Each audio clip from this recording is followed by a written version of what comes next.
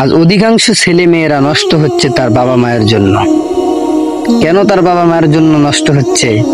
প্রত্যেকটা ছেলে মেয়ে যখন প্রাপ্তবয়স্ক হয়, এই সময় তাদেরকে যে বিয়ে দেওয়া হয় না, নবী সাল্লাল্লাহু আলাইহি ওয়াসাল্লাম বলেন, যখন তোমাদের সন্তান প্রাপ্তবয়স্ক হবে তখন তোমরা সঙ্গে সঙ্গে তাদেরকে বিয়ে দিয়ে দাও। আর আজ আমাদের সমাজে অবস্থা অন্যরকম।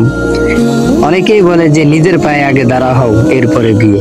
আসলে কি কথাটা সত্য?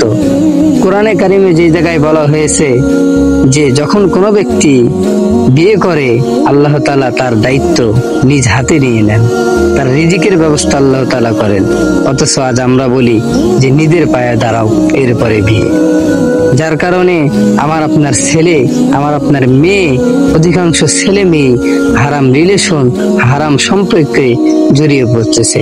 শুধু তাই নয়, তারা তাদের জীবনকে ধ্বংস করে দিচ্ছে এবং প্রতিনিয়ত গুনাহ করছে। আফসোস, একটাবার ভাবেন, একটাবার বিষয়টা ভেবে দেখেন, তাহলে বুঝতে পারবে। যুবক, তোমার এই যৌবন একদিন ফুরিয়ে যাবে, তোমার এই শক্তিও একদিন ফুরিয়ে যাবে, সব তোমার একদিন শেষ হয়ে যাবে। একদিন তুমিও থাকবে না, আমিও থাকবো। আজকে তুমি যে মেয়ের হারাম রিলেশনের সঙ্গে জড়িত আছো, তুমি এখনই মারা যাও, দেখবে আগামীকাল তারা আর তোমার এই খবর রাখবেন। সে কাল থেকে একটু কষ্ট অনুভব করে, এরপর থেকে কিছুদিন পর থেকে সে অন্যের হাত ধরে চলতে শুরু করে। আর তুমি আজ তার মায়ায় আসক্ত হয়ে হারাম রিলেশনের মধ্যে সম্পৃক্ত হয়ে আছো।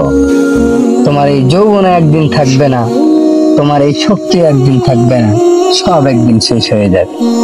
আজ তুমি নামাজ পড়ছো না, তুমি অন্যায় পথে চলছো, মনে রেখো তোমার এই সময় একদিন শেষ হয়ে যাবে।